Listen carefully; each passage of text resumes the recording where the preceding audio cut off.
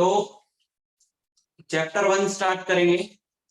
Class 12th का chapter 1 है electric charges and fields. देखो इस तरीके से तुम इसको ले सकते हो। अगर तुम्हें याद हो कि क्लास 9th में जो तुमने फिजिक्स पढ़ी थी वो तुमने पढ़ी 11th में, है ना। 9th में क्या चैप्टर्स थे? देखो, motion, laws of motion, gravitation, work energy power, sound waves, और ये सब 11th में था। और 10th में क्या पढ़ा था तुमने? इलेक्ट्रिसिटी वो पढ़ा था, क्या कहते हैं जिसमें रजिस्टर वगैरह था। हाँ, इलेक्ट्रिसिटी। और क्या पढ़ा था? Magnetic effects of current. और क्या पढ़ा था? लाइट। और क्या पढ़ा था? रे ऑप्टिक्स भी तो आएगा। हाँ, तो जो दो चैप्टर्स थे क्लास 10th में, इलेक्ट्रिसिटी और मैग्नेटिज्म, उन दोनों को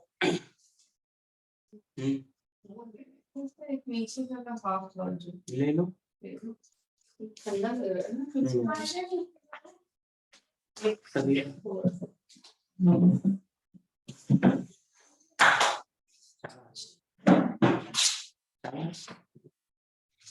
अब तुम गिर जाएगी।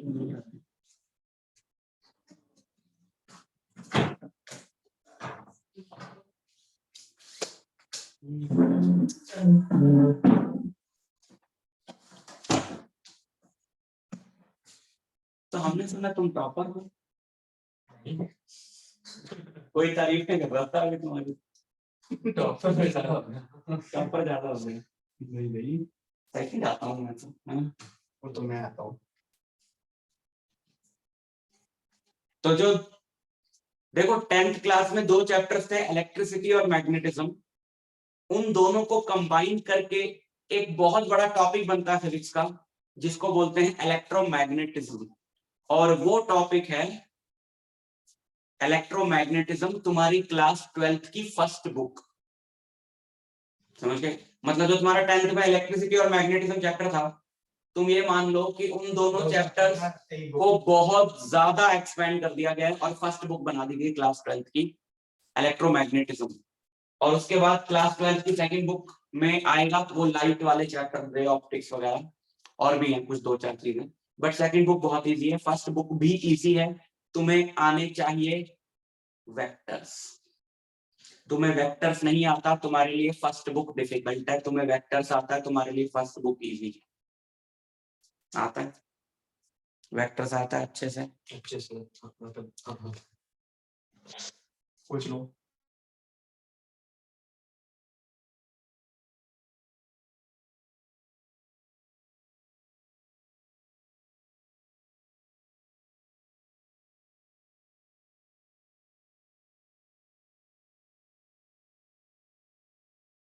एंगल लॉ और क्या कहते हैं parallelogram law of vectors and most important components of vectors. फिर लॉज ऑफ मोशन से अगर हम आए तो फ्री बॉडी डायग्राम्स कैसे बनाते हैं, फोर्सेस को कैसे लगाते हैं, उनसे इक्वेशन कैसे बनाते हैं। ये सारी चीजें अगर तुम्हें आती हैं तो बहुत ही बढ़िया, और अगर नहीं आती हैं तो 2-3 क्लासेस के बाद ये सारी चीजें स्टार्ट हो जाएंगी, तो तुम रिवाइज कर सकते हो अगर तुम्हें नहीं आती है। ठीक है, तो इसमें भी अब ये है इलेक्ट्रोमैग्नेटिज्म।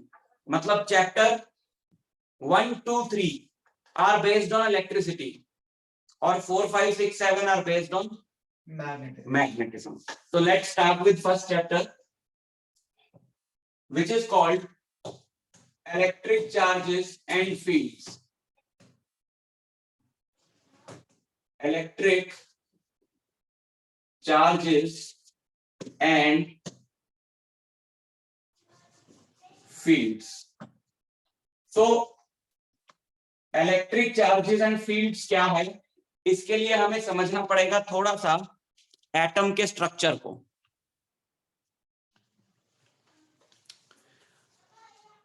तो हमें जाके चार्ज वर्ड का मतलब समझ में आएगा। ठीक है, चार्ज। दूसरी बात है कि बुक्स की बात कर ले तो एनसीईआरटी हम लोग स्ट्रिक्टली फॉलो करने वाले हैं। एक एक लाइन एनसीईआरटी की हम यहाँ पर डिस्कस करने वाले हैं, लेकिन एनसीईआरटी जो है वो क्वेश्चंस प्रैक्टिस करने के लिए इनफ नहीं है। न्यूमेरिकल्स होते हैं उसमें कम। एसएल अरोड़ा ले ली क्लास 12th की, है तुम्हारे पास? स्कूल से ही मिल गई? ऐसा नहीं बोला स्कूल से मिल गई? अच्छा, तुमने ले ली? स्कूल से मिलती है। कैसे स्कूल आ गए हैं आजकल? तुमने ले ली? तुम्हें नहीं मिलती स्कूल से? इसमें ले लो एडमिशन। नहीं ली है। अच्छा, एक साल होता है क्या दिन स्कूल? वो भी एक बुक के लिए। इलेक्ट्रिक चार्जेस एंड फील्ड्स, तो ऐसा लग रहा वो मेनली उन पार्ट्स के लिए जो तुम्हें एनसीईआरटी से पढ़ के क्लियर नहीं होंगे।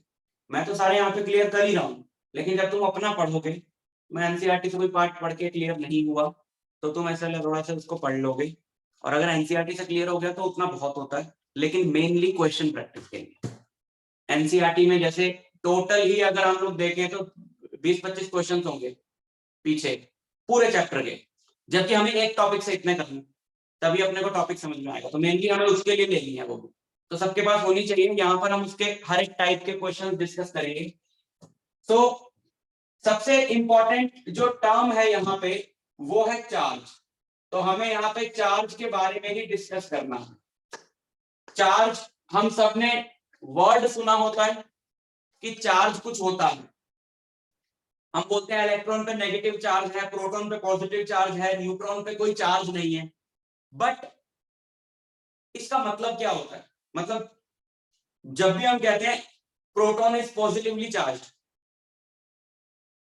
हमें भी लगता है हमने बहुत बड़ी बात बोल दी, सामने वाले को भी सुन के लगता है कि हाँ समझ आ गया।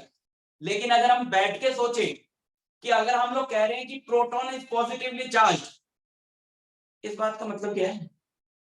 प्रोटॉन इज पॉजिटिवली चार्ज मतलब सोचो, तुम बताओ। नहीं पता, तुम बताओ। कोई आइडिया नहीं। और इलेक्ट्रॉन इज लाइक, तुमने ये स्टेटमेंट सुनी नहीं आज तक? स्टेटमेंट सुनिए पर स्टेटमेंट सुनी है, हाँ। अच्छा चलो छोड़ो, electron is positive negatively charge, proton is positively charge छोड़ो, सिर्फ चार्ज वर्ड पे आ जाओ। चार्ज वर्ड बहुत ही कॉमन है, लेकिन अगर मैं तुमसे पूछूं कि चार्ज का मतलब क्या है, तो क्या बोलोगे? State of excitation. State of excitation, okay. Fundamental unit of a quantity, okay. Sir, हाँ, sir, the additional property of a particle or body. Additional property of a particle, okay. Charge, दुकान पे जाते हैं तो सामान के लिए चार्ज करता है दुकान वाला हमसे कुछ, वो वाला चार्ज है। तो नहीं, पूरी तरह से किसी की भी डेफिनेशन यहाँ पे करेक्ट नहीं है। मैं और इजी कर देता हूं तुम्हारे लिए। चार्ज भी तुम्हारे लिए सपोज नई टर्म, मैं तुमसे पूछता हूं कि व्हाट इज मास, जो तुम्हारे लिए बहुत ही कॉमन टर्म है, तुम हमेशा से पढ़ते आए हो, फिर तुमको चार्ज समझ में आ जाएगा। लेकिन बताओ मास क्या होता है? It is a form of energy. Form of energy, okay. तुम बताओ व्हाट इज मास? क्या तुमने सुना है कि क्वांटिटी ऑफ एन ऑब्जेक्ट कैसे हो सकता है मास? नहीं, क्वांटिटी ऑफ एन ऑब्जेक्ट नहीं हो सकता। नहीं, तुमने अभी मैं डेफिनेशन बोलूंगा तुम कहोगे हाँ सुना है। Quantity of matter contained in a body, ये इसका मास है 10 ग्राम, 100 ग्राम मान लो। इसका मतलब है कि ये जिस भी मटेरियल से बना है, वो जो भी इलेक्ट्रॉन, जो भी मतलब पार्टिकल्स हैं, एटम्स हैं, मॉलिक्यूल्स हैं, उन सब का जो क्वांटिटी है, मैटर की जो क्वांटिटी है इसके अंदर, उसको मेजर करने का जो तरीका है वो मास है। Quantity of matter contained in a body, that is called मास।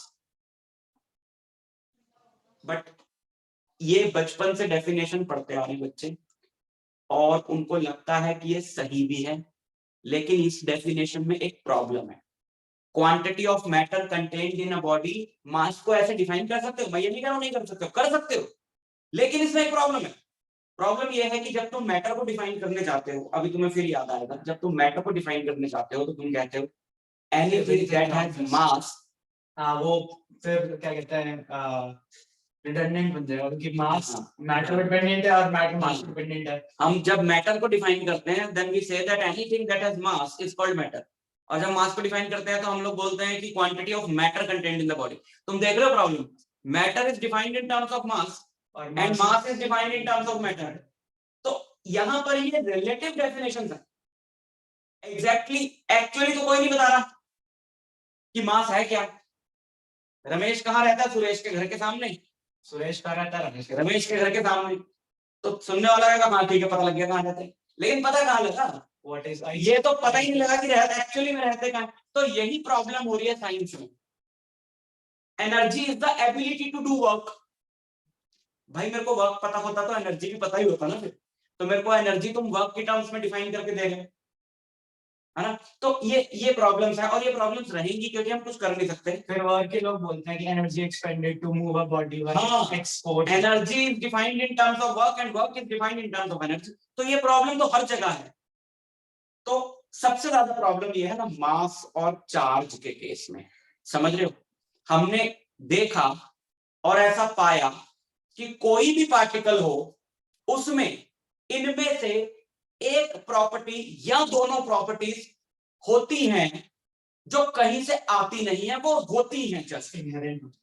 हाँ, हम ये बोलते हैं कि इसमें कुछ बोलने की कोशिश करी थी वैसे कि charge is a fundamental property of a particle and mass is also fundamental property of a particle. Fundamental समझते हो, बिल्कुल बेसिक है।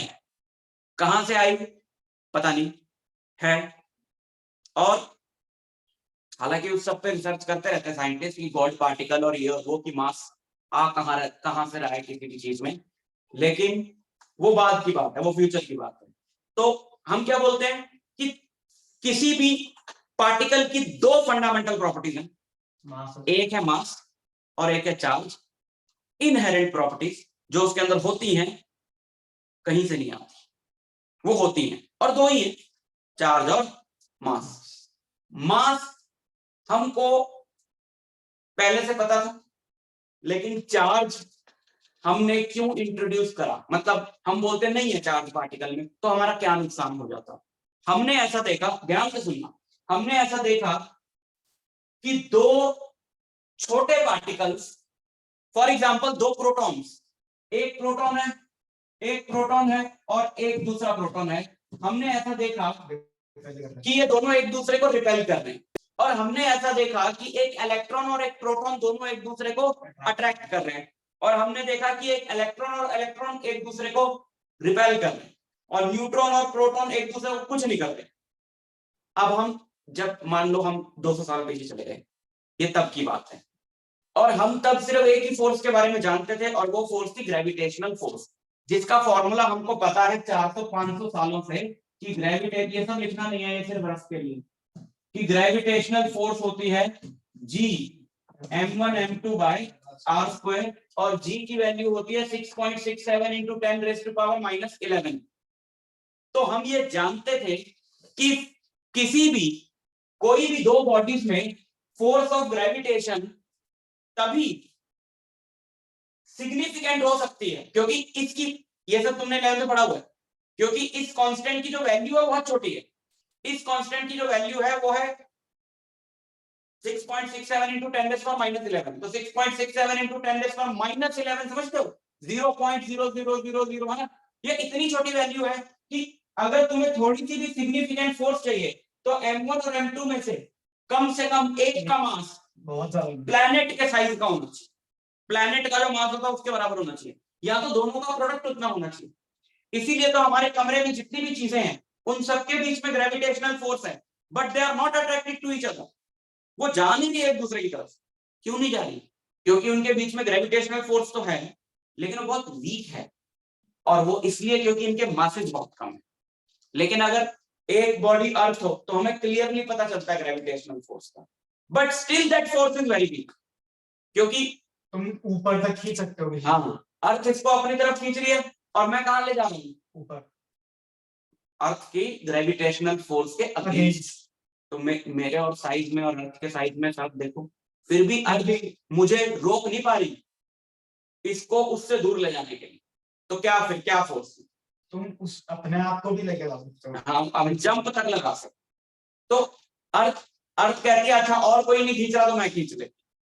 अर्थ की इतनी वीक है gravitational force because this factor G, this has a very small value. Weakest natural force होती है ना। यस, जो ग्रेविटेशन को weakest force of the nature बनाता है, तो इसके लिए मास बहुत ज्यादा बड़ा होना चाहिए।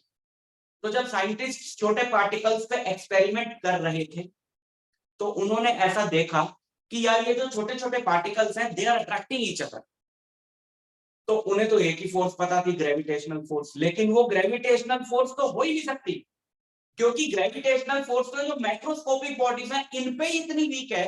तो सोचो इलेक्ट्रॉन और प्रोटॉन के साइज के पार्टिकल्स जिनका खुद का मास ही 10 की पावर -30 kg है, उनके बीच में तो होगी ही नहीं।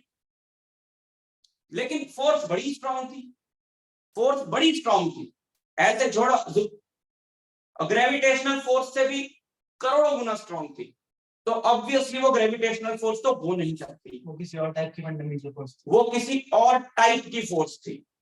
और फिर तुम्हें पता है कि एटम का स्ट्रक्चर वगैरह आए हुए, प्रोटॉन डिस्कवर हुए, इलेक्ट्रॉन डिस्कवर हुए 100 साल की दूर, ठीक है।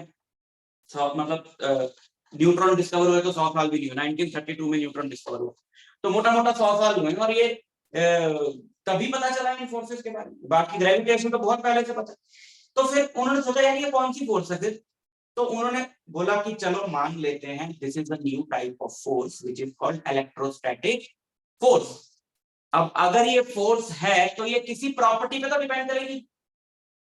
तो साइंटिस्ट ने एक प्रॉपर्टी मानी, पार्टिकल की एक प्रॉपर्टी मानी, है कि नहीं हमें नहीं पता, मानी।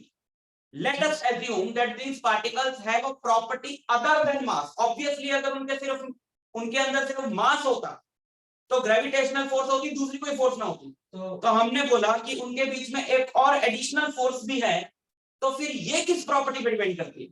तो हमने माना कि लेट अस से कि उन पार्टिकल्स पे एक और प्रॉपर्टी है जिसको हमने नाम दिया किसका? चार्ज। ठीक है, ताकि हम एक्सप्लेन कर सकें कि इनके बीच में ये फोर्स क्यों है। बिकॉज ऐसे हमको कोई एलियन आके बताते नहीं है कि ये होता है ये होता है, या फिर भगवान आके बताते नहीं कि ये होता है ये होता है। हमें कुछ कॉन्सेप्ट्स एक्सप्लेन करने हैं, तो हम उन कॉन्सेप्ट्स को इजीली एक्सप्लेन करने के लिए अपनी थ्योरीज बनाते हैं जो ऑब्जर्वेशंस को एक्सप्लेन कर सके।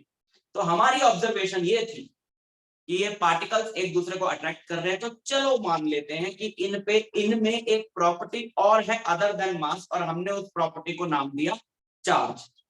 और फिर हमने देखा बहुत सारे एक्सपेरिमेंट्स करके हमने ये देखा कि ये चार्ज दो तरह का होना चाहिए। वो सारे एक्सपेरिमेंट्स हम लोग पढ़ेंगे कि ये चार्ज दो तरह का होना चाहिए, और हमने उन दोनों तरह के चार्ज को नाम दिया पॉजिटिव और नेगेटिव, जबकि हम उनको कुछ भी नाम दिया। बेंजामिन फ्रैंकलिन ने उनको नाम दिया पॉजिटिव और नेगेटिव, जबकि कुछ भी नाम दिया जा सकता। ये मैथ्स वाला पॉजिटिव नेगेटिव नहीं है, ये भी समझ लो, ये नेचर के हिसाब से रखा है।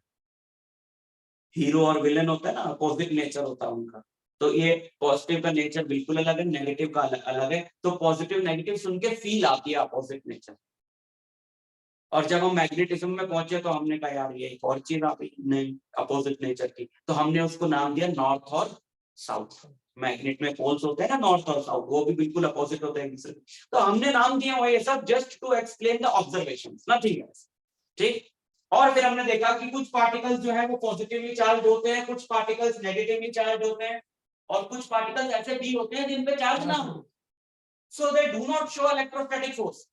वो सिर्फ ग्रेविटेशनल फोर्स ही शो करते हैं, और वो भी शो नहीं करते हैं क्योंकि उनका मास बहुत कम है। ठीक है, सो चार्ज को फिर हम लोग डिफाइन करेंगे कि इट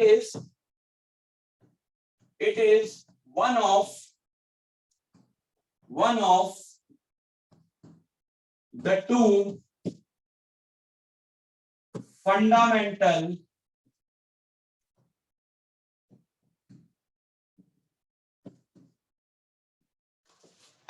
properties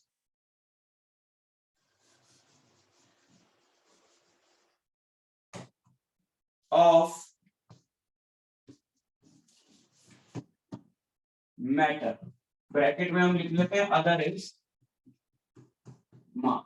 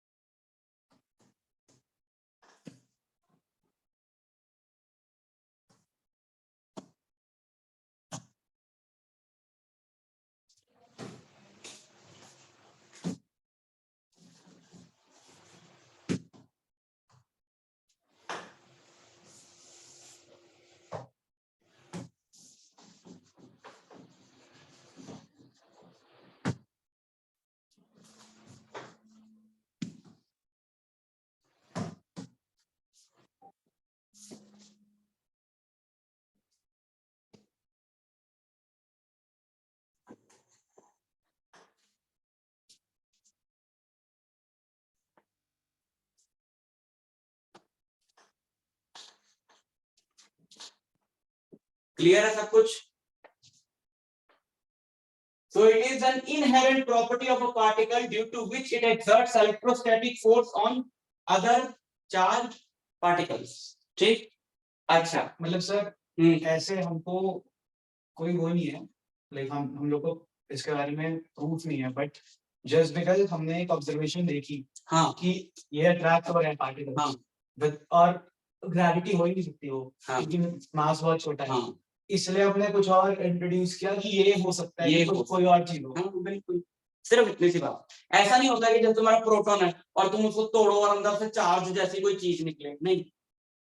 एक चार्ज्ड प्रोटॉन में, एंड जस्ट इमेजिन एक अनचार्ज्ड प्रोटॉन में, there is nothing like uncharged proton, but let us imagine एक चार्ज प्रोटॉन और एक अनचार्ज्ड प्रोटॉन में कोई डिफरेंस नहीं है, ना वेट में, ना शक्ल में, ना वजन में, ना देखने में, ना साइज में। तो चार्ज कोई ऐसी चीज नहीं है कि जो डाली गई है उसके अंदर। पर सर फिर क्या कहते हैं, चार्ज हर एक उसमें नहीं हो सकता ना, तो फंडामेंटल कैसे हो? अगर हर पार्टिकल में नहीं होता तो फंडामेंटल बिल्कुल फंडामेंटल हुआ। हम बोलते हैं चार्ज है उसमें पर जीरो है, ठीक है? और जीरो क्यों है? बड़ी इंटरेस्टिंग बात है। जीरो क्यों है? क्योंकि उसमें दोनों है उसमें न्यूट्रॉन में चार्ज है, पर दोनों इक्वल अमाउंट में है, पॉजिटिव भी और नेगेटिव भी। और ये सिर्फ हमारी थ्योरी नहीं है, न्यूट्रॉन स्प्लिट हो जाता है एक प्रोटॉन और इलेक्ट्रॉन में समय आने पे। सच है ये बात। न्यूट्रॉन और क्या निकलता है उसमें से? प्रोटॉन और इलेक्ट्रॉन। तो मतलब था उसमें चार्ज, था ना? तो जिसमें जो न्यूट्रल है वो न्यूट्रल इसलिए है क्योंकि उसके अंदर चार्ज है। न्यूट्रॉन का मास भी ज्यादा होता है। न्यूट्रॉन का मास भी ज्यादा होता है, प्रोटॉन से थोड़ा सा ज्यादा होता है, क्योंकि वो इलेक्ट्रॉन कैरी करे हुए। समझ नहीं बात? तो जिसमें बोलते हो चार्ज नहीं है, भाई नहीं है, उसमें भी चार्ज, वो जीरो, वो कैंसिल हो रहा है, पर इक्वल है, तो कैंसिल हो गया। Clear? So it is the fundamental property of a particle. Neutron में भी होता है, न्यूट्रॉन में भी होता है, न्यूट्रॉन में भी होता है, सब में होता है, ठीक है? तो फंडामेंटल प्रॉपर्टी है। कहां से आई पता नहीं, क्यों आई पता नहीं, देयर आर समथिंग जो हमें नहीं पता नहीं है ना, वो होती है। और अगर हम हर क्यों का जवाब लेने जाए कि ऐसा क्यों, ऐसा क्यों, ऐसा क्यों, ऐसा क्यों, तो अल्टीमेटली हम एक ऐसी जगह पर पहुंचते हैं जिस क्यों का जवाब नहीं होता। वो होती है, जस्ट होती है तो है, ये वही चीज, ठीक है? और ये है भी क्या बोलूं मैं, हमने ही बनाई है। ऑब्जर्वेशन को एक्सप्लेन करने के लिए हमने नाम दिया।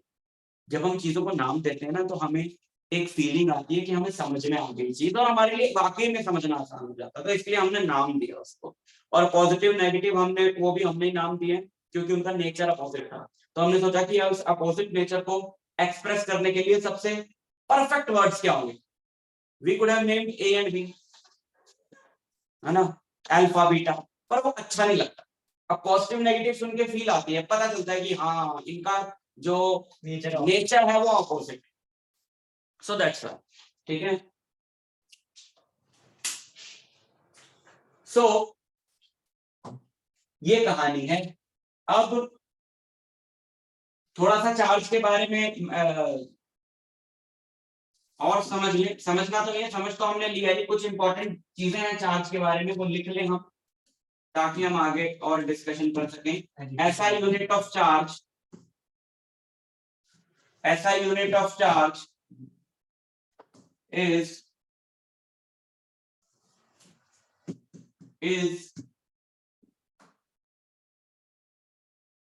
कूलम। ऐसा unit of charge is coulomb, जिसका सिंबल होता है C। हाँ, और कैपिटल C, ठीक? सिंबल ऑफ चार्ज, जो हम सिंबल लेने वाले हैं बुक्स में चार्ज का, वो हर जगह पर हम या तो कैपिटल Q लेंगे या फिर स्मॉल q लेंगे, ठीक है? तो हर जगह हम चार्ज नहीं लेंगे, हम क्यू लिख के, जैसे हम कहते हैं यार, late v be the velocity, हाँ। let t be the time, ऐसे ही चार्ज के लिए क्या लेते हैं, क्यू, मतलब स्मॉल जैसे क्यू या वेलोसिटी का पूरा वेलोसिटी लिख के v लिख देते हैं। हाँ, तो चार्ज के लिए सिंबल हमने चूज करा हुआ है Q. It can be capital Q, it can be small Q, उससे कोई फर्क नहीं पड़ता। Charge is a scalar quantity.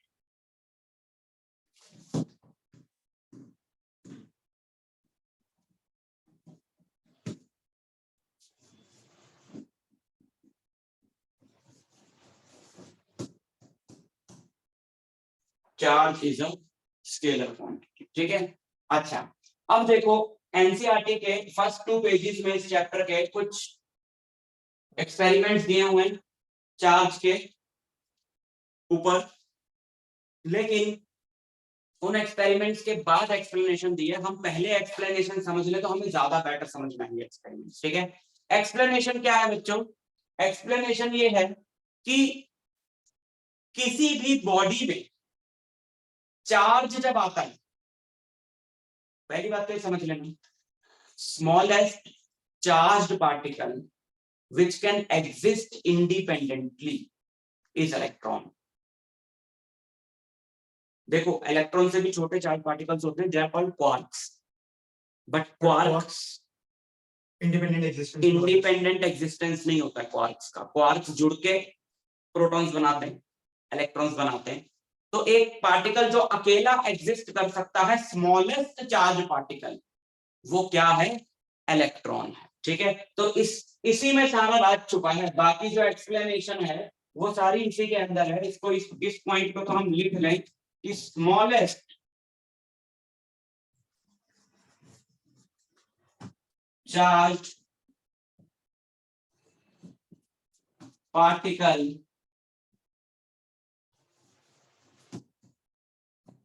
that can exist independently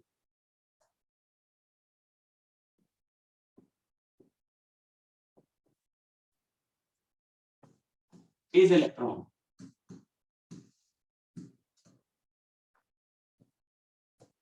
and charge, अब हमने बोला कि ऐसा यूनिट जो चार्ज की है वो कूलम है, तो charge on an electron, electron पे चार्ज होता है -1.6 इंटू 10⁻⁻19 कूलम, ठीक है। ये बहुत स्मॉल चार्ज है, ये बहुत ही छोटा चार्ज है। -1.6 इंटू 10⁻⁻19 कूलम। और अगली लाइन में लिख लो, अब जब बात चली ही है कि charge on a proton, charge on a proton is +1.6 into 10⁻⁻19 coulomb. Charge on a proton is 1.6 into 10⁻⁻19 coulomb। ठीक, क्लियर? सो प्रोटॉन पे जितना पॉजिटिव चार्ज होता है, इलेक्ट्रॉन पे उतना ही नेगेटिव चार्ज होता है। दोनों पे चार्ज बराबर होता है। और ये सबसे इंपॉर्टेंट वैल्यू है चार्ज की, क्योंकि ये बहुत जगह हमें यूज करनी है। And this is 1.6 into 10⁻⁻19 coulomb, which is very small। अब प्रोटॉन देखो, ये बनाना नहीं, जस्ट समझा रहा हूं। तुमने देखा होगा एटम का स्ट्रक्चर कैसा होता है। एटम के सेंटर में क्या होता है? न्यूक्लियस होता है। और न्यूक्लियस किससे बना हुआ है? न्यूक्लियस के अंदर क्या है? प्रोटॉन्स और न्यूट्रॉन्स। और इलेक्ट्रॉन्स जो हैं वो कॉन्सेंट्रिक सर्कुलर शेल्स में, नॉट सर्कुलर मतलब मान लो सर्कुलर है, इलेक्ट्रॉन्स जो है वो न्यूक्लियस के अराउंड चक्कर लगाते हैं। इसका मतलब ये है कि अगर कोई चीज, तुमने केमिस्ट्री पढ़ी है तो तुमने केमिस्ट्री में पढ़ा भी है ये, कि अगर इन तीनों में से कोई पार्टिकल एटम से निकाला जा सकता है तो वो इलेक्ट्रॉन है। तुम्हें पता है ये इसके अंदर, ये न्यूक्लियस है, इसके अंदर क्या है? प्रोटॉन्स और न्यूट्रॉन्स। और प्रोटॉन्स और न्यूट्रॉन्स न्यूक्लियस के अंदर बहुत टाइटली पैक्ड होते हैं। प्रोटॉन्स और न्यूट्रॉन्स जो हैं वो न्यूक्लियस के अंदर बहुत टाइटली पैक्ड होते हैं।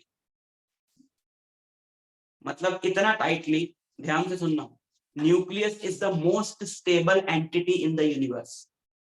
न्यूक्लियस से ज्यादा स्टेबल और मजबूत चीज नहीं है पूरे यूनिवर्स में। इसके अंदर पार्टिकल्स इतना टाइटली, इतना स्ट्रांगली पैक्ड हैं। मतलब अगर, मतलब इतना डेंसली, न्यूक्लियस के अंदर पार्टिकल्स इतना डेंस, इतना स्ट्रांग, इतना टाइटली पैक्ड है कि अगर एक ऐसा पीस होता मेटल का, इतना क्यूब, 1 मीटर क्यूब वॉल्यूम का, 1 है ना, 1 मीटर क्यूब वॉल्यूम का, और वो सिर्फ न्यूक्लियस के मटेरियल से बना होता, सिर्फ न्यूक्लियस के मटेरियल से बना होता, तो उसका मास होता 10 की पावर 18 kg। पॉइंट समझ में आया? बताओ, अगर मैं इतना बड़ा बॉक्स लेता हूं, लोहे का ले लेता हूं, लकड़ी का ले लेता हूं, लोहे का, एल्यूमिनियम का, कॉपर का, आयरन का, स्टील का, इतना बड़ा बॉक्स ले लेता हूं, तो क्या उसको 2 लोग मिलके उठा नहीं सकते? उठा सकते हैं ना, इतना हल्का होता है। उसका मास कितना होता है? 50 किलो, 100 किलो। लेकिन because that is made up of atoms, अब मैं क्या कर रहा हूं, सिर्फ न्यूक्लियर मटेरियल का बना हो, तो तुम्हें आइडिया लगेगा कि न्यूक्लियस के अंदर पार्टिकल्स कितना टाइटली पैक्ड होते हैं। सिर्फ न्यूक्लियस के मटेरियल का बना हो, इसी साइज का बॉक्स, इतना छोटा, तो उसका मास होगा 10 की पावर 18 kg, और ये मास होता प्लैनेट्स का। यानी सिर्फ न्यूक्लियस के मटेरियल का बना हुआ इतना सा पार्टिकल प्लैनेट्स के साइज का होगा, प्लैनेट्स के मास का होगा, सॉरी साइज तो छोटा होगा, क्योंकि न्यूक्लियस के अंदर मटेरियल कितना टाइटली पैक्ड है। और एक बहुत ही हैरानी की बात यहां से निकल के आती है, तुमने बोला न्यूक्लियस के अंदर प्रोटॉन्स और न्यूट्रॉन्स होते हैं, तुम्हें पता, मैंने तो नहीं बोला, प्रोटॉन्स और न्यूट्रॉन्स होते हैं, और प्रोटॉन्स का चार्ज क्या है? पॉजिटिव। न्यूट्रॉन्स का चार्ज क्या है? 0। इसका मतलब है न्यूक्लियस के अंदर कोई अट्रैक्टिव फोर्स नहीं, ग्रेविटेशनल फोर्स हो नहीं सकती क्योंकि ये पार्टिकल्स बहुत स्मॉल है, और इलेक्ट्रोस्टैटिक फोर्स भी नहीं हो सकती क्योंकि वो तो 2 चार्ज पार्टिकल्स के बीच में होती है। और इसके अंदर क्या है? प्रोटॉन्स और न्यूट्रॉन्स, उनमें आपस में तो कोई फोर्स नहीं है, लेकिन प्रोटॉन में तो है, और वो क्या है? Repulsive force. तो पहली बात तो न्यूक्लियस बनना ही नहीं चाहिए, क्योंकि इतने पार्टिकल्स इतने कम स्पेस में पैक कैसे हो गए, जो सारे एक दूसरे को रिपेल कर रहे थे, इतने कम स्पेस में वो पैक कैसे हो गए? पॉसिबल ही नहीं। लेकिन बना, ऊपर से बना तो इतना स्टेबल बना कि तोड़ा भी नहीं जा सकता, because now a third force is responsible for this. यही सब तो देखते रहे साइंटिस्ट, उन्होंने देखा यार ये क्या होगा। अब जैसे जैसे जब उन्होंने प्रोटॉन इलेक्ट्रॉन के बीच में फोर्स सोची थी, तो उन्होंने सोचा यार ये ग्रेविटेशनल फोर्स तो हो नहीं सकती, और जब उन्होंने न्यूक्लियस कब देखा, इतना टाइटली पैक्ड और ऊपर से पॉजिटिवली चार्ज पार्टिकल्स, तो अब उन्होंने सोचा कि यार इलेक्ट्रोस्टैटिक भी नहीं हो सकती, ये वाली इलेक्ट्रोस्टैटिक भी नहीं। फिर एक नई फोर्स का जन्म हुआ, एक नई फोर्स का उन्होंने मतलब एक डिस्कवरी करी, और वो फोर्स थी न्यूक्लियर फोर्स। ये ना इलेक्ट्रोस्टैटिक फोर्स होती है, ये ना दूसरी ग्रेविटेशनल फोर्स होती है, क्योंकि हो ही नहीं सकती। और ये क्या निकली? Nuclear force. और फिर न्यूक्लियर फोर्स की उन्होंने property the, it does not depend on mass, it does not depend on charge. पता ही लग रहा भाई इसमें प्रॉपर्टी कैसी है ना, उसमें लर्न करने वाले। Obviously it does not depend on charge, क्योंकि चार्ज पे डिपेंड करती होती तो प्रोटॉन को फेंकना देती दूर उठा के, न्यूक्लियस बनता कैसे? न्यूक्लियर फोर्स के बारे में पूरा चैप्टर आएगा सेकंड बुक में, तो इसलिए उसको हम वहां डिस्कस करेंगे, ये डिस्कशन इस चैप्टर का नहीं है। लेकिन मैंने क्यों उठाया? ताकि तुम्हें क्लियर हो जाए कि अगर एटम में से कोई पार्टिकल निकलेगा तो सिर्फ इलेक्ट्रॉन ही निकलेगा, प्रोटॉन न्यूट्रॉन तो पॉसिबल ही नहीं है कि निकालना। तो एक इलेक्ट्रॉन यहाँ घूम रहा है आउटर मोस्ट शेल में, और वो भी जब इलेक्ट्रॉन निकलता है तो आउटर मोस्ट शेल वाला ही निकलता है, अंदर वाले तो तब भी नहीं निकलते, क्योंकि न्यूक्लियस है तो पॉजिटिवली चार्ज, क्योंकि न्यूक्लियर प्रोटॉन है ना उसके अंदर, न्यूट्रॉन्स तो न्यूट्रल है, तो प्रोटॉन है तो न्यूक्लियस है तो पॉजिटिवली चार्ज। तो पॉजिटिव और इलेक्ट्रॉन नेगेटिव चार्ज, तो जो अंदर वाली शेल में इलेक्ट्रॉन है इनको तो बहुत स्ट्रांगली पकड़ के रखेगा। अगर तुम निकाल सकते हो थोड़ी सी एनर्जी देकर तो बाहर वाले को निकाल सकते हो, और बाहर वाले को निकालने के लिए थोड़ी सी एनर्जी देनी पड़ेगी और वो बाहर आ जाएगा, है ना, थोड़ी सी, ज्यादा नहीं, कि वो एनर्जी इतनी कम है कि रबिंग से भी लाई जा सकती है। जब मैंने ये रब किया ना, गर्म होता है ना, ऐसे हाथ से रब किया गर्म, जब मैंने ये रब किया ये गर्म हो गया थोड़ा, तो गर्मी मतलब एनर्जी, हीट एनर्जी पैदा हो रही है फ्रिक्शन की वजह से, उंगली में और इसमें फ्रिक्शन है, उस फ्रिक्शन की वजह से हीट एनर्जी पैदा हो रही है, और उस हीट एनर्जी की वजह से इलेक्ट्रॉन्स बाहर आ रहे हैं। किसके? ऑर्बिट से, उंगली के एटम्स के या इसके एटम्स के, हमें नहीं पता, हमें कैसे पता हो, या किसी के तो आ रहे हैं, है ना, वो दोनों के ही आ रहे होंगे। लेकिन जब हमने ऐसे रब किया तो रब करने से क्या हुआ कि इलेक्ट्रॉन्स निकल के एक बॉडी से दूसरी में ट्रांसफर हो गए। और अगर तुम्हें एटम का स्ट्रक्चर थोड़ा सा भी पता हो तो तुम्हें ये बात पता होगी, नहीं पता तो बता दो, कि प्रोटॉन्स, नंबर ऑफ प्रोटॉन्स और नंबर ऑफ इलेक्ट्रॉन्स इक्वल होते हैं एक एटम के अंदर, पता है ना। और दोनों पे चार्ज भी बराबर है, अभी बताया, एक पे पॉजिटिव एक पे नेगेटिव, तो ओवरऑल एटम न्यूट्रल हुआ, ओवरऑल एटम क्या हुआ? न्यूट्रल। लेकिन जब तुमने रब किया तो कुछ इलेक्ट्रॉन्स निकल के एक बॉडी से दूसरी में चले गए, तो जिससे गए वो पॉजिटिवली चार्ज हो गई, और जिस पे गए वो नेगेटिवली चार्ज हो गई, क्योंकि इस पे फालतू इलेक्ट्रॉन आ गए, एक्स्ट्रा आ गए जो पहले नहीं थे, और इसमें से कम हो गए जो पहले थे। इसका मतलब है कि बॉडीज चार्ज हुई किसकी वजह से? इलेक्ट्रॉन के ट्रांसफर की वजह से। So there is only one particle responsible for charging a body, and that is electron. Body positively charge हुई हो तो भी इलेक्ट्रॉन की वजह से, क्योंकि इलेक्ट्रॉन निकल के गया, और बॉडी नेगेटिवली चार्ज हुई तो भी इलेक्ट्रॉन की वजह से। ऐसा नहीं समझ लेना, जो बच्चे समझ लेते हैं कि प्रोटॉन गया तो पॉजिटिवली चार्ज हुई, प्रोटॉन कहीं नहीं जाएगा, it is all due to electronic movement. Yes, the movement of electrons, एक बॉडी से दूसरी बॉडी में इलेक्ट्रॉन घूमते रहते हैं, करेक्ट, और चार्ज करते रहते हैं बॉडीज को। And the simplest way to charge a body is by friction, rubbing, ठीक है। और इन डेप्थ जाना चाहोगे? चलो चलो। और मजे की बात यह है कि ये भी झूठ है, सब झूठ है, सब झूठ। मतलब हमें नहीं पता, हमें नहीं पता, हो सकता है ऐसा होता हो, ऐसा हो सकता है ऐसा ना होता हो, बट ये हमारी जो ऑब्जर्वेशन है, हमारी एक्सप्लेनेशन बहुत अच्छे से एक्सप्लेन करता है। तुम अगर सवाल उठाओगे कि नहीं ऐसा तो नहीं होता, उठा लो, कोई दिक्कत नहीं है, पर तुम्हें जवाब देना पड़ेगा कि ऐसा नहीं होता तो कैसा होता। और अगर तुम्हारे पास नहीं है तो हमारी मानते चलो फिर। तो हम ऐसा मानते हैं कि बिकॉज हमने ऐसा देखा, और ऐसा हमने 2000 सालों से देख रहे हैं, हम कोई नई बात नहीं है। 2000 साल पहले भी लोग इस बात को जानते थे कि अगर दो बॉडीज को रब किया जाए तो उनकी प्रॉपर्टीज में ना कुछ चेंज आ रहा है, ठीक है। 2000 साल पहले भी लोग ये बात जानते थे कि अगर रब करें हम दो बॉडीज को तो उनमें ना कुछ चेंज आ जाता है। वो थोड़ी, वो ये टर्म तो खैर बाद में आई है, लेकिन उस वक्त उनके पास कोई टर्म थी नहीं, तो ये क्या हो जाती है? इलेक्ट्रीफाइड हो जाती है।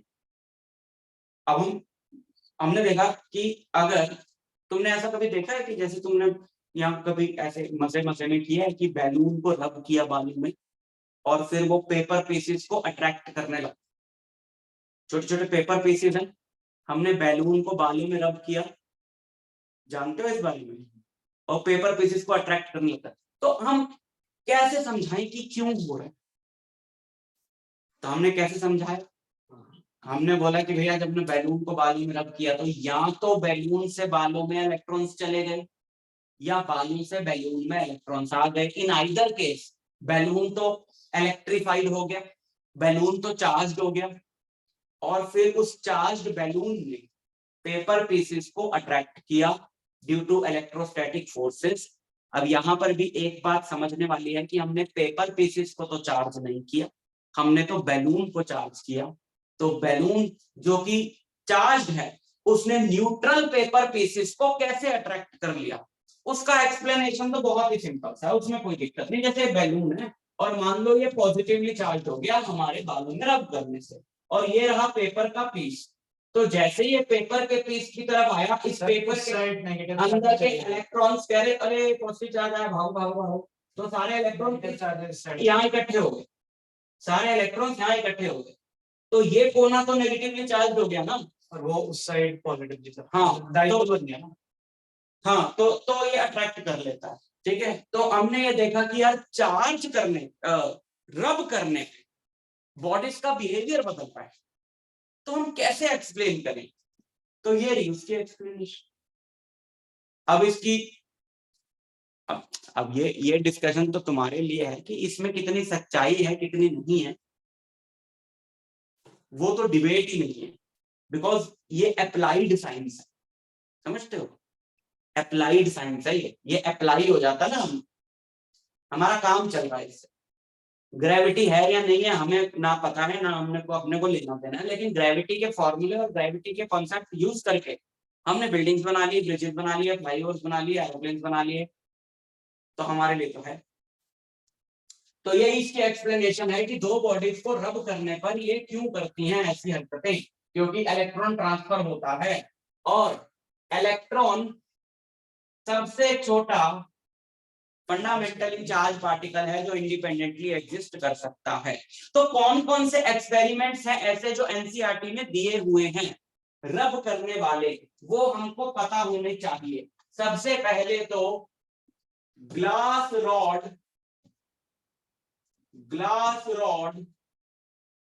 और सिल्क क्लॉथ,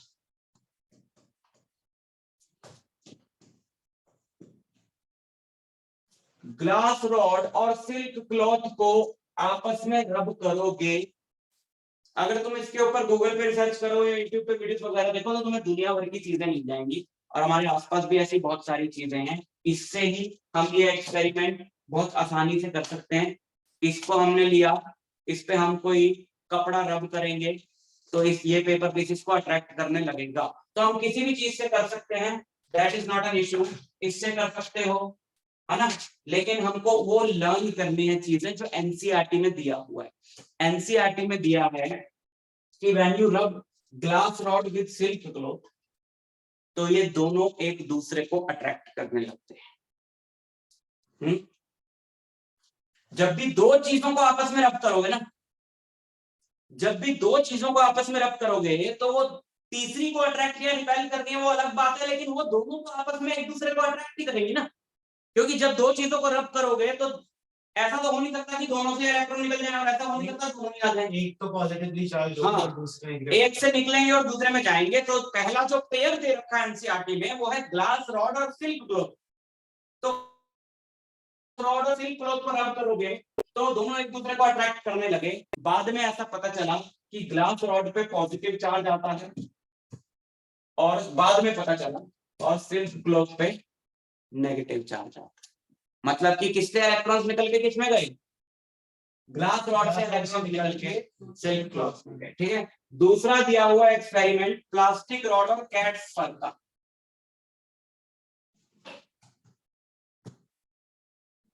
प्लास्टिक रॉड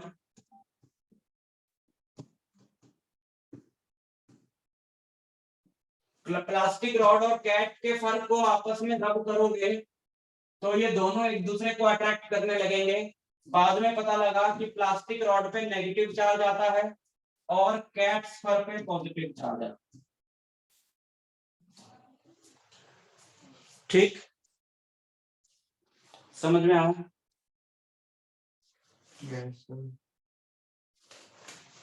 ये सिर्फ अपने रेफरेंस के लिए लिख लो। एक बात बता दूं, कभी ऐसा पूछा नहीं गया किसी भी एग्जाम में कि किस पे कौन सा चार्ज आता है, but we have to cover each and every line of NCERT, इसलिए ये पर्टिकुलर पार्ट जस्ट शॉर्ट में लिख लो। ठीक है, जब दीज आर क्लासरूम नोट, इनसे तुमको क्या करना है, जस्ट रिवीजन करनी है। ये वो नोट्स हैं, देखो सुन लो जरा बात, बड़ी इंपॉर्टेंट बात है, सुन लो ध्यान से। ठीक है, ये जो लिखवाया जा रहा है ना, जो क्लास में तुम लोग नोट करोगे, this is very useful for revision. तुम्हारे एग्जाम में 2 दिन बचे हैं, तुम्हें जल्दी कोई चैप्टर रिवाइज करना है, क्योंकि तुमने ये अटेंड करी होगी ना क्लास, तो तुम जब इसको पढ़ोगे तो तुम्हें जल्दी जल्दी सारी चीजें समझ में आ जाएंगी। This is for revision and not for preparation. क्या फर्क है रिवीजन और प्रिपरेशन में? प्रिपरेशन में तुम टॉप टू बॉटम पूरा पढ़ रहे हो, रिवीजन में तुम जल्दी पढ़ते हो, तुम्हें तुमको आता है, तुम उसको खाली हाँ तुमको ये इन नोट्स को पढ़ के इनको मत पढ़ना जब तुम प्रिपेयर करने बैठोगे चैप्टर को कि यार मैं भूल गया, चलो मैं जरा प्रिपेयर करूं मेरा, नहीं, ये रिवीजन के लिए होंगे। हालांकि इसमें भी काफी कुछ मैं डिटेल में लिखवा दूंगा, बट स्टिल तब भी ये रिवीजन के लिए। और तुम जब चैप्टर को प्रिपेयर करोगे, तुम एक एक लाइन एनसीईआरटी की पढ़ोगे, ध्यान से सुन लो सारी बातें, तुम एक एक लाइन एनसीईआरटी की पढ़ोगे और सारे क्वेश्चन करोगे, खुद नोट्स बनाओ, ठीक है, खुद नोट्स बनाओ एक एक लाइन। अब यार तुम 12 साल से स्कूल में हो या 15 साल से स्कूल में हो, तो अभी भी तुम बोलोगे कि हमें पता नहीं है कि नोट्स कैसे बनाने हैं, तो भैया फिर तो जयराम जी की पता करके आओ कहीं से। नहीं आते बता दो, हैं? नहीं आते बता दो। मैंने वो नए जूते लिए हैं, ठीक है, तो यहीं रुकियो कंबल लाके अपने आप आ जाएंगे फिर, ठीक है। हार्ड जूते हैं, बढ़िया लगेंगे एकदम वुडलैंड के। हाँ, तो अपने आप नोट्स बनाने आ जाएंगे। तो नोट्स बनाओ, नोट्स बनाओ, मुझे दिखाओ कि 2-3 पेज के सब नोट्स बनाए, देख लो ऐसे ही बनाने के कैसे बनाने, तो मैं बता दूंगा कैसे बनाने, तुम मैं देखूं तो सही तुम क्या बनाते हो। तो अपने नोट्स बनाने हैं, ये रिवीजन करनी है, एनसीईआरटी से पढ़ते हुए अपने नोट्स बनाने हैं, और जब तुम्हें कोई चीज एनसीईआरटी से समझ में नहीं आएगी, तुमको एसएल अरोड़ा से उसको पढ़ लेना है, but mainly that book is for question practice, ठीक है। तीसरा, दोनों बातें समझ में आ गई अच्छे से। तीसरा, मेरे बनाए हुए सारे चैप्टर के तुम्हें नोट्स वैसे भी मिलेंगे, क्लासरूम वाले नोट्स से अलग, जो डिटेल में उस चैप्टर को उन नोट्स को पढ़ के तुम प्रिपरेशन कर सकते हो। बट फिर अब तुमको ये नहीं सोचना है कि सर के हैं तो फिर हम अपने लिए बनाओ, नहीं, क्योंकि पढ़ते वक्त नोट्स बनाओगे तो बहुत ज्यादा इन डेप्थ समझ में आती है चीजें, और हो सकता है जो मेरे बनाए हुए नोट्स हैं उनसे ज्यादा बेटर तुम्हें अपने नोट्स से समझ में आए जो तुमने बनाए। तो ये चीजें करोगे, और सिर्फ मोटा मोटा 12 चैप्टर्स हैं, मतलब 2-3 14 चैप्टर्स हैं, लेकिन 2 तो ऐसे हैं कि मैं आज दोनों करा दूं और तुम दोनों आज 10 मिनट में हो जाए एक चैप्टर, और हमेशा याद भी रहे एज ए चैप्टर। तो मोटा मोटा 12 चैप्टर्स हैं और 12 महीने। तुम सोच रहे हो कि काम कितना कम है और कितना अच्छे से किया जा सकता। और जब हमारा सिलेबस कंप्लीट हो जाएगा बाय अक्टूबर, लास्ट वीक 31 अक्टूबर मान के चलो, 15 दिन आगे या पीछे कर लेना, तब हमें चाहिए होगी पास्ट ईयर क्वेश्चन आंसर्स की बुक्स, जैसे कि ये, जो कि तुम्हें अभी बिल्कुल भी नहीं लेनी है, तुम्हें सिर्फ एक बुक लेनी है एसएल अरोड़ा। तुमने देखा होगा ना ये बुक्स आती है 11th में, तुमने नहीं करी होगी क्योंकि 11th वाले थोड़ी करते हैं, 10th और 12th में करते हैं। ये तो 10th की बुक है, लेटेस्ट 2024 एग्जाम की है, 10th की है, ऐसी है 12th की भी आ जाएगी, है ना। तो ये करनी है, पर तुम्हें नहीं लेनी है, क्योंकि मेरे को तो सारे पब्लिशर्स भेज ही देते हैं, तो एक एक मैं सब में बांट करूंगा। ये देखो ओसवाल वालों ने अभी से भेज दी 2024 की, खोली भी नहीं हमने, क्या करेंगे 2024 के एग्जाम में एक साल पढ़, अभी 12th वालों के भी भेज देंगे, लेकिन ये हम लोग करेंगे अक्टूबर से।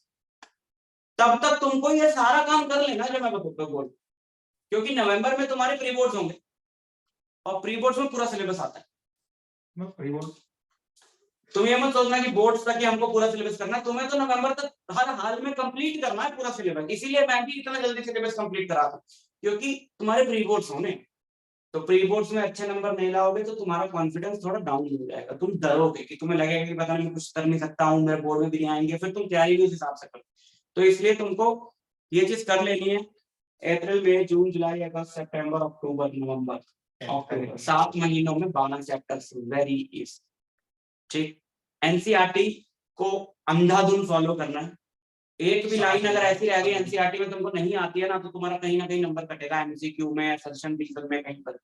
यहाँ पर एक एक लाइन एनसीईआरटी की चार्ट होगी लेनी है, खाली नहीं है, 2 करना है। एकदम। और एक बार पढ़ के सोचना मत कि भाई आनी चाहिए, एक बार पढ़ के नहीं आएगी, और पढ़ो। जब तक नहीं आती तब तक पढ़ो। ये एटीट्यूड रखना है कि मैं समझ के ही छोड़ूंगा,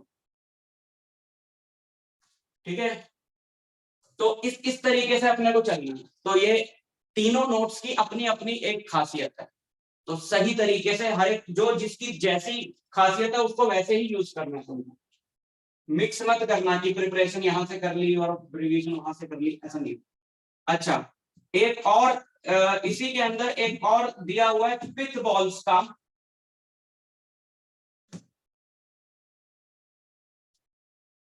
पॉलीस्टाइरिन का नाम सुने? पॉलीस्टाइरिन एक मटेरियल होता है थर्मोकोल जैसा। तुमने क्रिसमस पे बॉल्स नहीं देखी गोल गोल थर्मोकोल की बॉल्स, वैसी balls, they are called pith balls, ठीक है। तो हमने क्या किया, ये कोई इंपॉर्टेंट चीजें नहीं, ये कोई ऐसी चीजें नहीं है कि इसमें से पता नहीं क्या पूछ रहे, नहीं, ये जस्ट वो ये बता रहे हैं कि क्या क्या एक्सपेरिमेंट्स किए गए थे जिनसे हमें आइडिया लगा कि यार कुछ इलेक्ट्रॉन ट्रांसफर या कुछ चार्जेस वगैरह हो रहे हैं। तो हमने सबसे पहले क्या किया, ग्लास रॉड, अब सुन लो जरा, हमने सबसे पहले क्या किया, ग्लास रॉड और सिल्क क्लॉथ को आपस में रब किया, और हमने देखा, हमने 2 ग्लास रॉड्स ली, एकदम एनसीईआरटी के हिसाब से चले तो हमने 2 ग्लास रॉड्स ली, हमने 2 सिल्क क्लॉथ्स लिए, एक ग्लास रॉड को सिल्क क्लॉथ से रब किया, दूसरे ग्लास रॉड को सिल्क क्लॉथ से रब किया, एक ग्लास रॉड और सिल्क क्लॉथ ने एक दूसरे को अट्रैक्ट किया, ये ग्लास रॉड और सिल्क क्लॉथ ने एक दूसरे को अट्रैक्ट किया, और इन दोनों ग्लास रॉड्स ने एक दूसरे को रिपेल किया, और इन दोनों सिल्क क्लॉथ्स ने एक दूसरे को रिपेल किया, है ना, रिपेल किया। फिर हमने कैट्स पर और प्लास्टिक रॉड्स को रब किया, 2-2 लेकर, तो दोनों प्लास्टिक रॉड्स ने एक दूसरे को रिपेल किया, दोनों, क्योंकि मैंने बोला ना, मैंने तुम्हें पहले ही समझा दिया कि इलेक्ट्रॉन ट्रांसफर, तो तुम्हारे लिए समझना है चीज ईजी है। उस साइंटिस्ट की हालत देखो जिसको पता ही नहीं है ये सब, तो उसको एक्सप्लेन करना है, तो वो अपने हिसाब से बता रहा है ना कि भाई उसने प्लास्टिक रॉड 2 कैट्स पर लिए, उनको रब किया, तो दोनों प्लास्टिक रॉड्स ने रिपेल किया, दोनों कैट्स पर ने रिपेल किया, लेकिन प्लास्टिक रॉड और कैट्स पर ने अट्रैक्ट किया।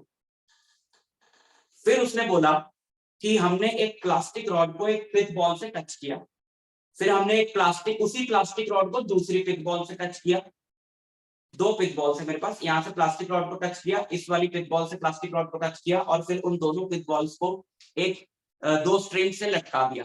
तो ऐसा क्या, दोनों ऐसे दूर भागने लगे, है ना, क्योंकि प्लास्टिक रॉड क्या थी, नेगेटिव चार्ज, तो उसने पिथ बॉल को भी, पिथ बॉल से जब टच किया तुमने उसको, तो उसने पिथ बॉल को भी क्या कर दिया, नेगेटिवली चार्ज कर दिया, और दूसरी पिथ बॉल को भी क्या कर दिया, नेगेटिवली चार्ज कर दिया, इसलिए वो दोनों एक दूसरे को क्या करने लगी, रिपेल करने लगी। ऐसा डायग्राम एनसीईआरटी में कि जब हमने एक ही जगह से लटका दिया उनको, तो जो सिचुएशन थी वो ऐसी थी, है ना, क्योंकि वो दूर भागने लगे एक दूसरे से, ठीक। और बड़ी कमाल की बात, फिर उसने बोला, इसकी एक्सप्लेनेशन दे देना मुझे, उसने बोला कि जब हमने ग्लास रॉड को, ओके, उस भाई को कोई आइडिया नहीं है ना, वो करे जा रहा है बस एक्सपेरिमेंट, उसे पता तो है नहीं वो क्या।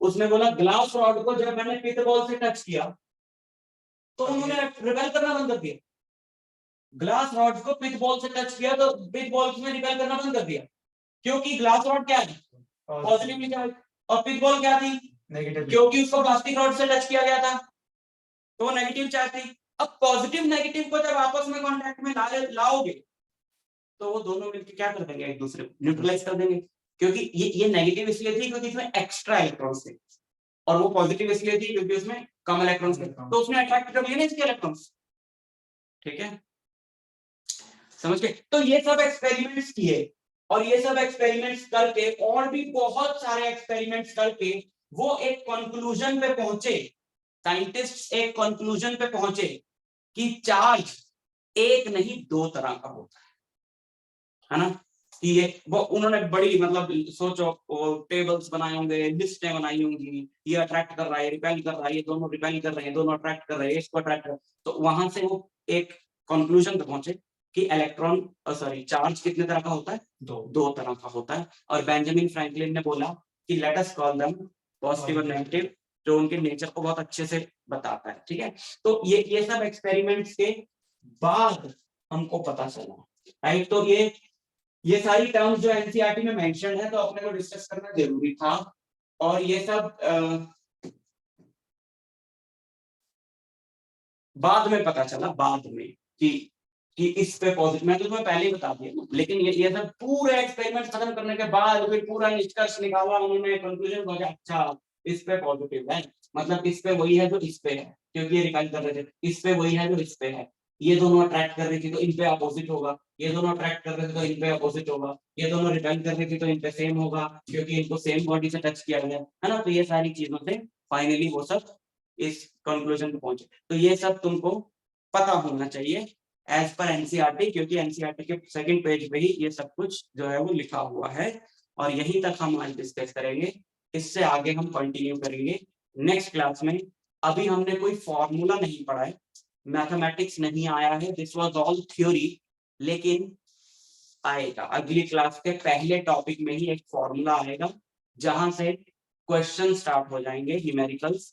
तो मैं तुम्हें सजेस्ट करूंगा कि नेक्स्ट क्लास से पहले मोल कॉन्सेप्ट थोड़ा सा पढ़ना पड़ेगा तुमको, आता है तुमको तो ठीक है, but there are questions based on mole concept. मैं बताता हूँ क्यों, बिकॉज यहाँ पर सारी कहानी नंबर ऑफ इलेक्ट्रॉन्स की है।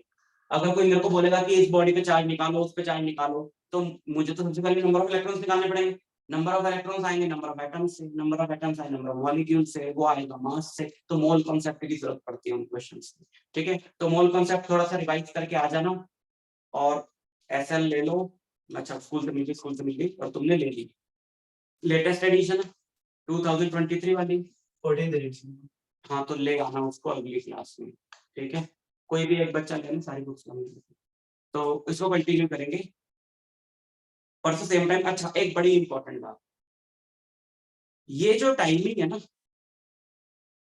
ये चेंज करी जाएगी। This is for March only, final time is 8 PM। समझ गए?